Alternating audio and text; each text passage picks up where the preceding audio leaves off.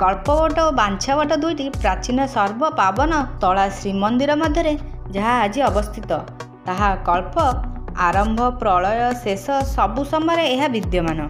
भगवान विष्णु स्वयं शिशु रूप बटपत्र शयन कर भासुवा और जगन्नाथ दारु विग्रह पूर्वर नीलमाधव रूपे विश्ववसु शबर पूजा करुवा किंवदंती रही। कल्पवटर चतुर्पार्श्व बटेश्वर बटकृष्ण बालमुकुंद बटमंगला बटनारायण बटगणेश राधाकृष्ण पतितपावन श्री जगन्नाथ बट अवकाश पंचुपांडव महादेव प्रमुख रही। कल्पवट चतुर्वर्ण फलप्रद मुख्य पावनकारी तीर्थ।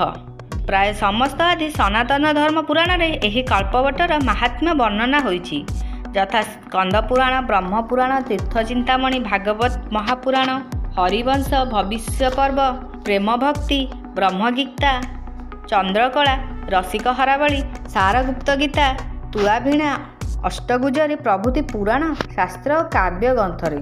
कार्तिक मास शुक्ल त्रयोदशी तिथि बटदेवता जयंती उत्सव पालन हुए। कार्तिकर पंचक अवसर में कल्पवटर पूजा आराधना निश्चित रूपे परम पवित्र और तात्पर्यपूर्ण।